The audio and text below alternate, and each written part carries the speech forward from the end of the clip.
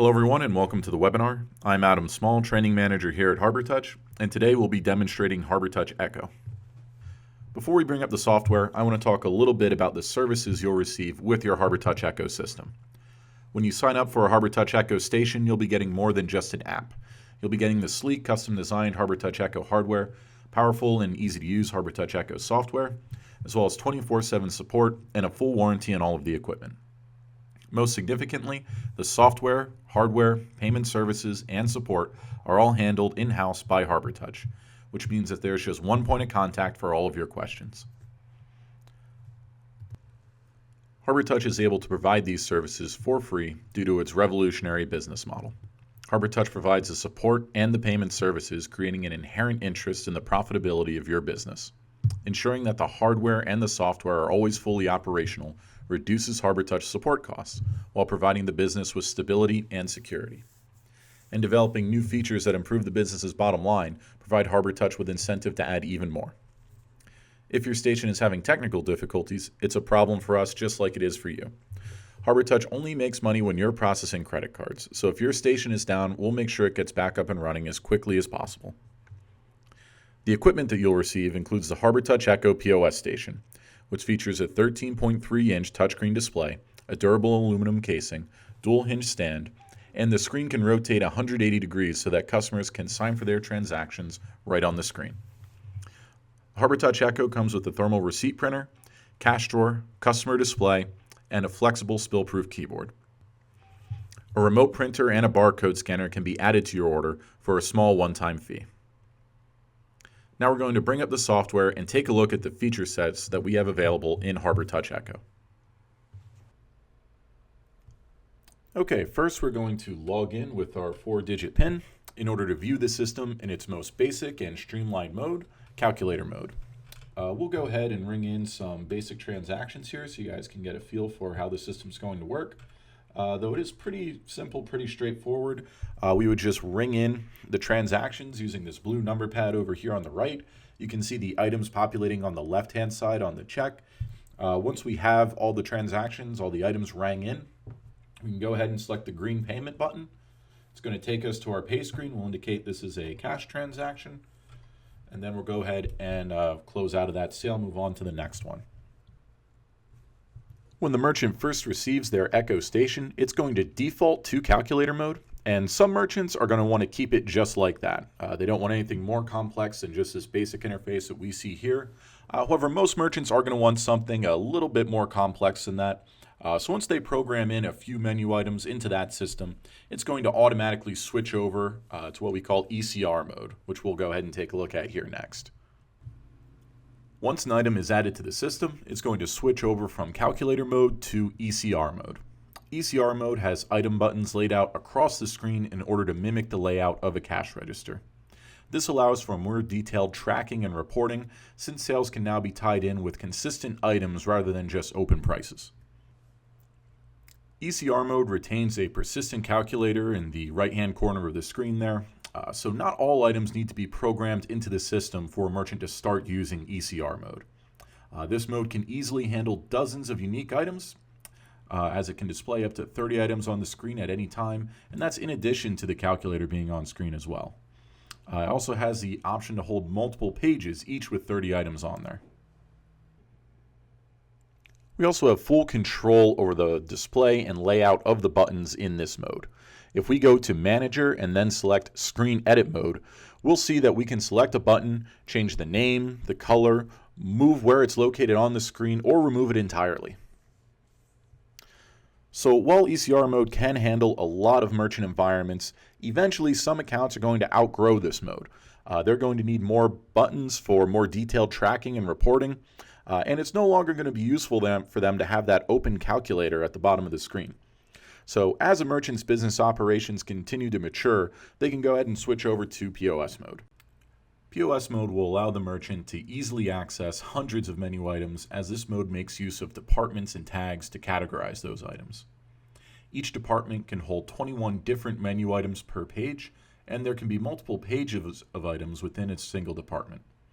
There's also a scrollable list of departments that's displayed here in the middle of the screen, and there's no limit to how many departments can be in the system total. In addition to sorting items by department, we can also use alternative methods to locate particular items in the system. Tags are displayed next to the departments. This allows for us to create different categorizations of menu items. Here we can see items displayed based on daily specials rather than by department. Another method of finding items in the system is to use the search feature located at the top of the screen. By selecting search, the user can type in the name of an item rather than sorting through the system using those tags and departments. Next, we'll take a look at how we can activate different modules within the system. There are several modules which can be activated and deactivated on Harbortouch Echo. Right now, we're seeing Echo running in POS mode with no modules running other than the Items and Departments module. If this module were to be deactivated, it would switch us back into calculator mode. So by going into settings and selecting different areas, we can activate new buttons on the screen, as we can see here now. We can expand the screen's functionality to allow for customers, employees, discounts, and order types. We'll take a look at some of these more advanced features now, starting with the customer database. Harbortouch Echo has the ability to track an unlimited number of customers via the customer database. By selecting Customer at the top of the screen, it'll show a list of the customers currently being tracked in the system. By touching on a customer's name, it'll show the information we can track about this customer. This includes their name, their email address, multiple phone numbers, and multiple physical addresses. We can also add tags to the customers just as we can to the items. There's also a small field here for notes about the customer and the customer's ID number. We can edit this information directly from this screen by selecting the Customer Profile button. From here, we can add and edit any information we saw on the previous screen. We'll go ahead and add an email address to this customer's profile now. Once we have all of the information entered and the correct customer selected, we can add them to the transaction by selecting Done. This will display the highlighted customer at the top of the check.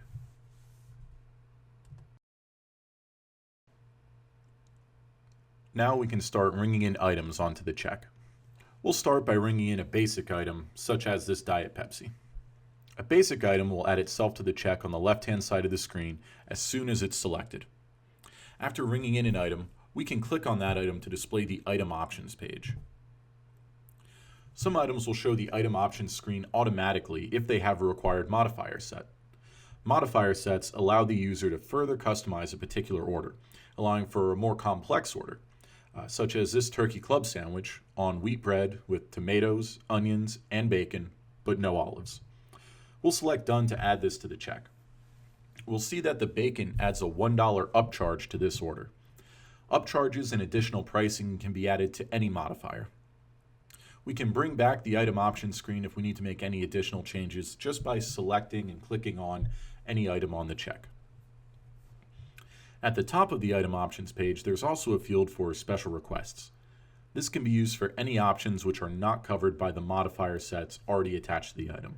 So for any strange or one-off requests, this field can be used. It's also going to print to the kitchen so that the cooks are aware of what needs to be done to the order. Above the Special Request field is the option to adjust the item's quantity. This can be used to easily add multiples of the same item to the check, or it can be used to ring in partial quantities. This is most commonly used for items which are sold by weight. Even though there's currently no scale available for Harbortouch Echo, we can manually type in the weight of the item in this field, and it's going to price accordingly. At the bottom of the screen, we can see the red Remove Item button, which will void a particular item from the check. Also on the Item Options screen, we can see an option for a discount. This is for discounts which apply just to one particular item. If we want a discount to apply to the entire check, we would close out of the Item Options screen and navigate to the Discounts button at the left-hand corner of the screen below the check. We'll take a closer look at how we can set up discounts later, but we wanted to point out how we can use these discounts on both individual items and on the entire check. Harbortouch Echo can also place an order on hold so it can be recalled and paid for later. Once an order is populated, we can select the Hold button at the top of the screen. This will store the transaction and allow it to be recalled at a later time. At any time, we can select the Recall button to view these transactions. Held orders are orders which still require payment. We can identify the order using the timestamp, the customer's name, or the order number. It's also possible to recall orders which have already been paid out. By selecting completed sales, we can view and recall past transactions. It's also possible to issue a refund from this screen if necessary. We'll go ahead and navigate back to our held orders now. That way we can recall the previous transaction so we can pay it out and take a look at some of the different payment functions within the Harbortouch ecosystem. Once the check is ready to be paid out, we'll have several options for closing out the check. The quickest way to pay out a transaction is to use the Fast Pay buttons located at the bottom of the screen. These will pay out the transaction automatically with cash. You'll see common tender amounts being populated at the bottom of the screen, and these will also adjust as more items are added to the transaction. We'll go ahead and pay out this transaction now using the Fast Pay buttons at the bottom of the screen. It'll automatically close out with cash, and then we'll ring in another transaction so that we can pay it out using a credit card. To do so, we'll select the green Pay button at the bottom of the screen. This is going to take us to our generic payment screen. From here, we can pay out a transaction using cash or a credit card or any other payment type. In order to run a credit card transaction, we would just swipe the card through on this screen and it's automatically going to populate the information. If the system is set up to accept tips, it'll prompt us to add a tip to the transaction. There will be 3 preset tip amounts which can be customized in the settings screen.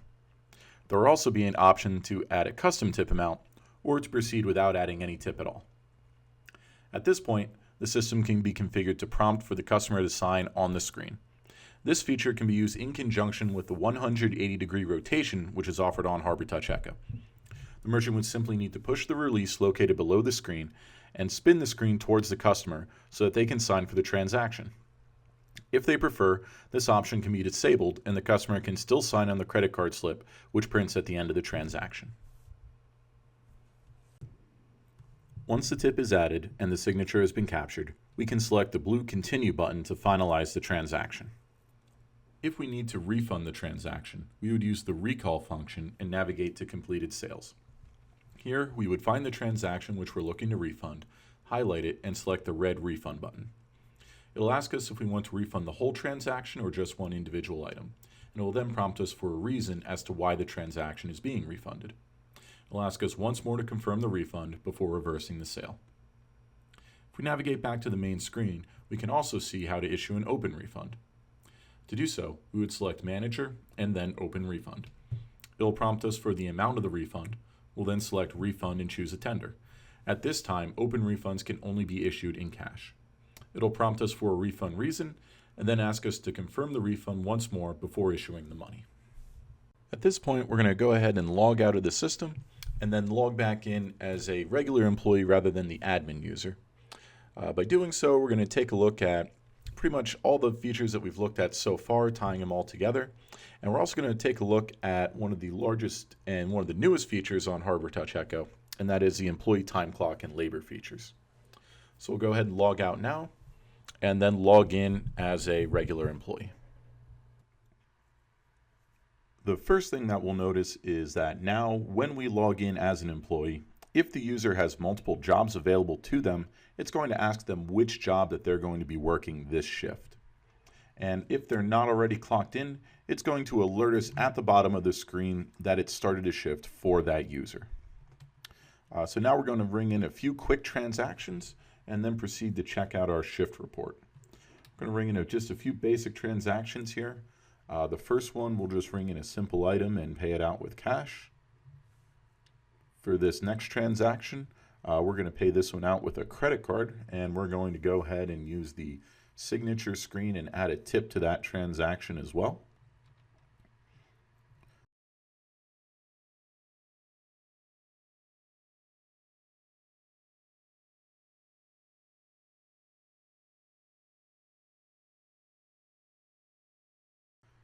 For this third transaction, we'll apply another cash transaction, but this time we're also going to apply a discount using one of these discounts that we have available to us in the system.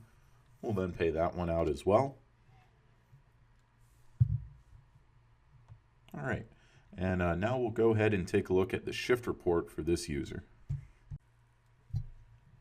So we're going to load this employee's shift report, first by selecting the employee's name in the upper right-hand corner of the screen. On the screen, we're going to see a few options available to us. The third one is going to read shift report. Once we click on the shift report, we're going to be able to see a lot of different information. First, it's going to show any captured credit card tips for that particular shift. We can also view and declare any cash tips that have been collected during that shift for this employee. You can also see two options down here. The blue button is going to send this employee on break, and the red button is going to clock them out and end that shift entirely. Also at the bottom of the screen, we can see a couple different buttons. We can see options to view and print out the shift report. If we select view, the shift report is going to pop up and we're going to see a lot of different information here, the clock in and clock out times for that particular shift, the total amount of time that the employee was clocked in for that shift, how much of that time the employee spent on breaks. It's also going to show us any tips from credit card sales, which are still owed to the employee for that shift. We're also going to see totals for the number of tickets, the amounts in discounts and taxes that were ran during that particular shift. Now we're going to select back, which takes us right back to the main ordering screen. From here, we're going to take a look at the time clock screen, which can be found under the manager settings. From the time clock screen, a user can view past shift reports and can view shift reports for other users. We can view the reports of all of the employees in the system, or we can just highlight one particular employee and just view shifts from that user. At the top of the screen, we can also adjust the time frame, so we can narrow down exactly which shifts that we want to view. By selecting a shift, we can edit the properties of that shift.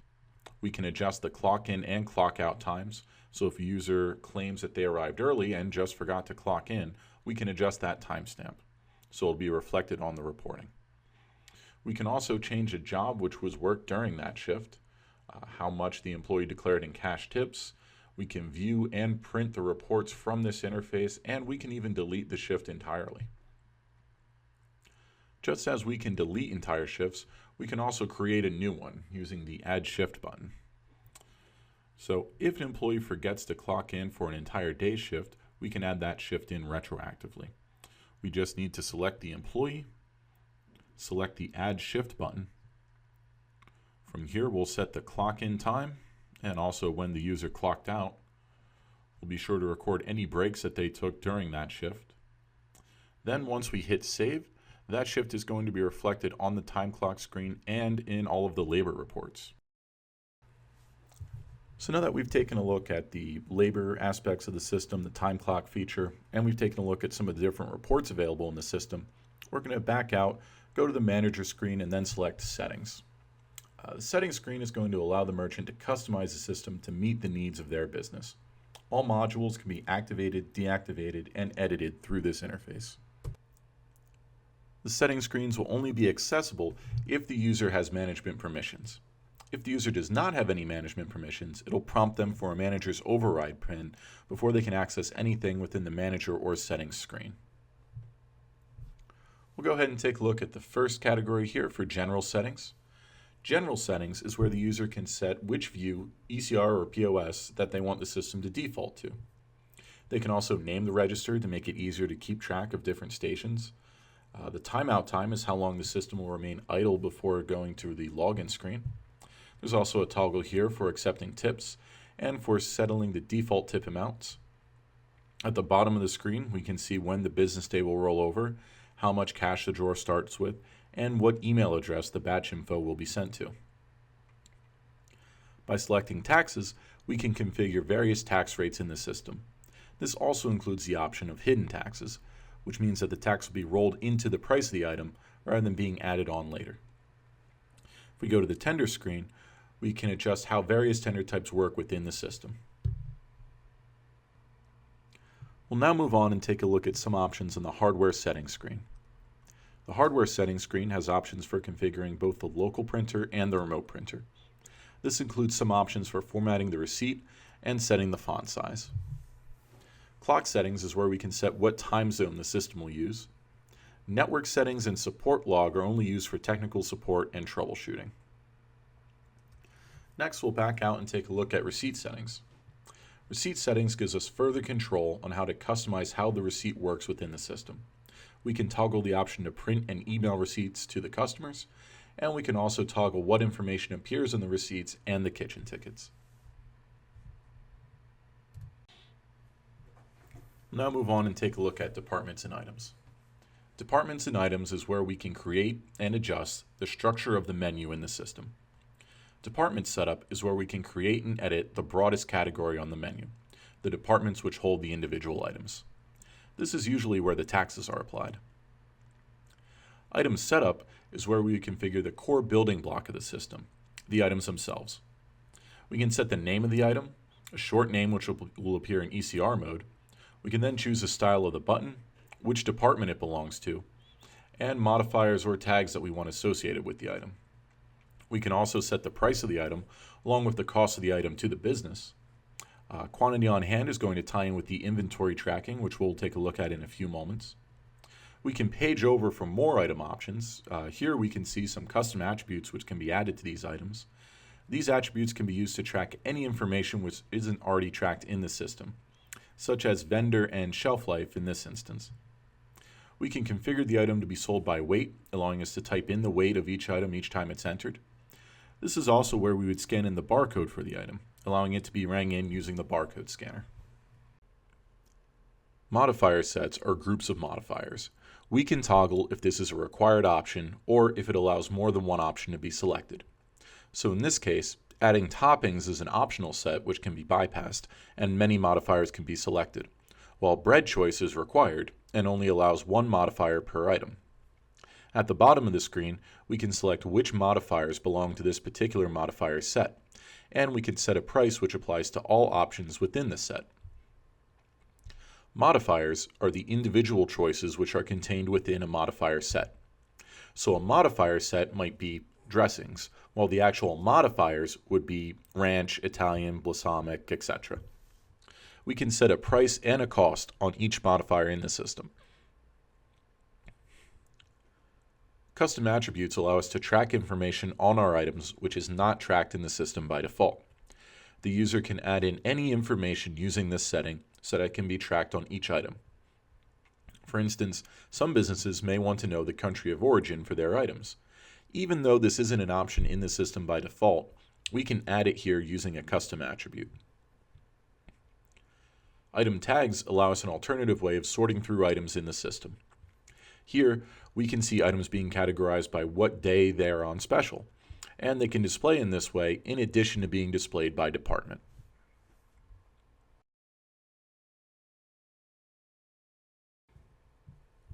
Item tracking allows us to see how many of a given item are left in stock, and it allows us to edit that number. This can be useful for individually packaged items.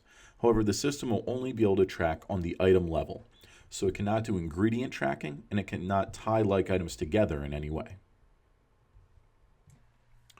On the main employee screen, we're going to see a toggle to track the employee's hours with the time clock feature and to track their breaks on the system, and we have a toggle to decide if the breaks are paid or unpaid. Selecting employee setup and then selecting an employee will allow us to view the information that we can track about the employees in the system. That's going to include their name, their phone number, email address, their home address. From this screen, we're also going to be able to select which jobs the employee is eligible to perform, and if the system is going to track labor on that particular employee. This is also where we'll set the employee's login PIN and assign it to a magnetic swipe card. If we go back and then take a look at the job screen, we'll see several options that affect how the job is tracked. If that job has access to view or print the shift report, if the job tracks cash tips, and if breaks are being tracked on that particular job. We're also going to see some security options listed down here at the bottom of the screen. Here we can require the employee to log in with a magnetic swipe card rather than with a 4-digit PIN. We can also select which discounts the job has access to and which employees can log in as this job. If we select the blue permissions button, we're going to see a greatly expanded list of permissions in the system, which will determine exactly which features and functions each user has access to. If the user tries to perform a function they don't have permission for, they're going to be prompted to enter a manager override PIN.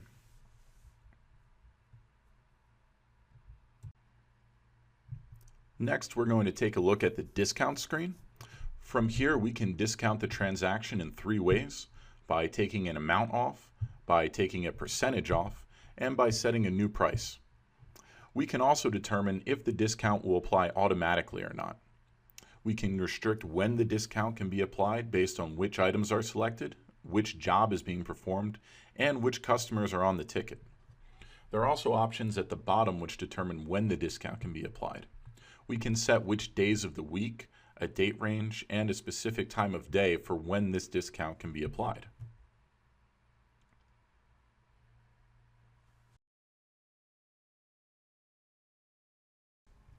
We'll next take a look at the customer database. We already took a look at the customer database a little bit earlier in the presentation. We can see all the same options available here from the settings screen as we had directly from the order screen when we rang in a customer and attached them to the check. We can always go back here to add or edit any information that we're tracking about our customers in the system. Lastly, we'll take a quick look at order types.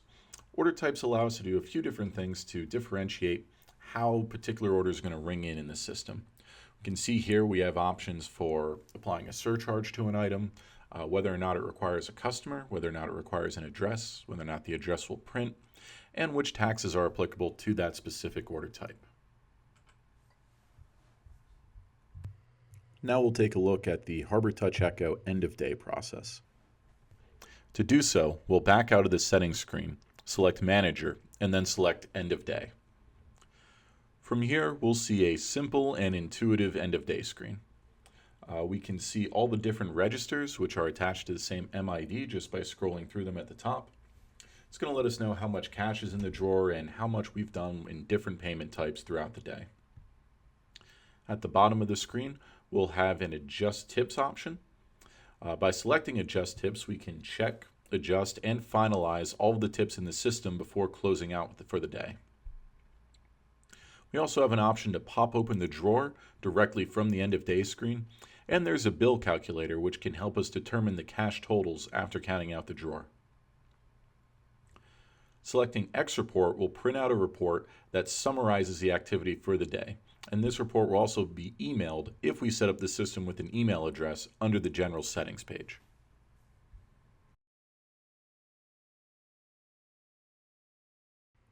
We'll now take a look at the reporting capabilities of Harbortouch Echo.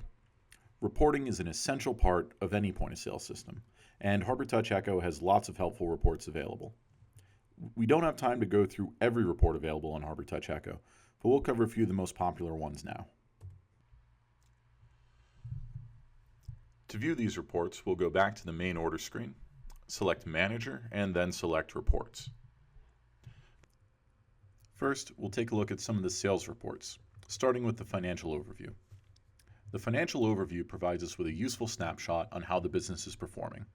It shows us the gross and net sales for each department, a summary of the cash flow in and out of the business, which tender types are most popular, how much the business has collected in taxes, the top performing employee, a summary of discounts used, breakdown by order type, and a list of best-selling items.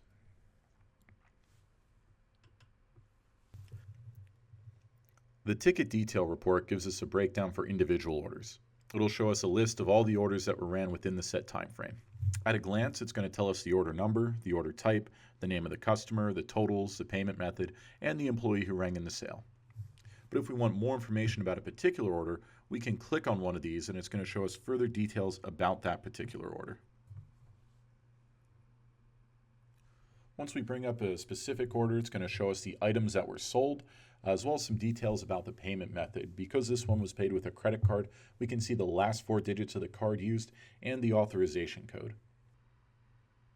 The item sales summary gives us a rundown of each item and some details about the sales on those items. This is going to include the item's department, the number of times it was sold, and how much in sales that it's brought in.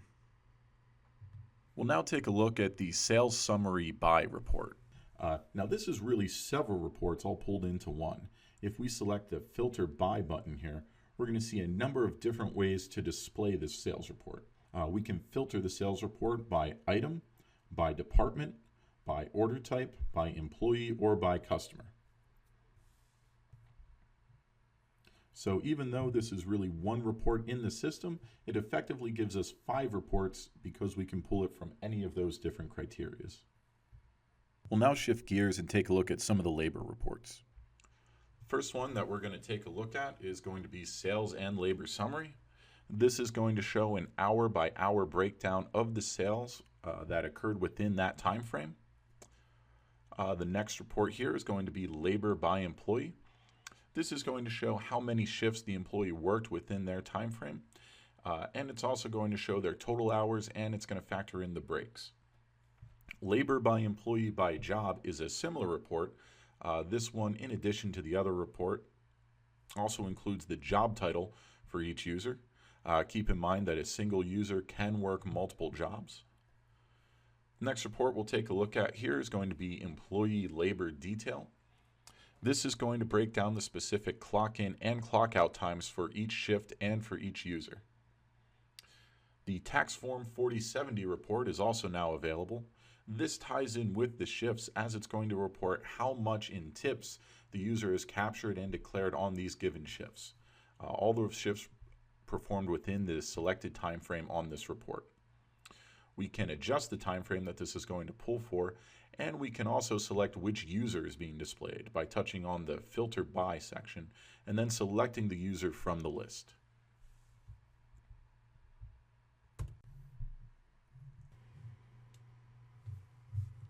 All of these reports are available to view on the HT Echo stations, but they can also be accessed on the web via Harbortouch Online.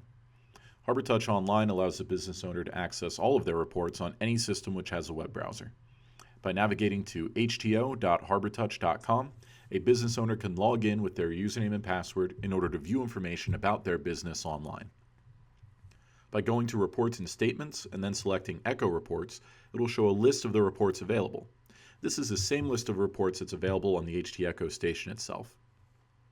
From here, we can change the date and times that we're using to pull the reports.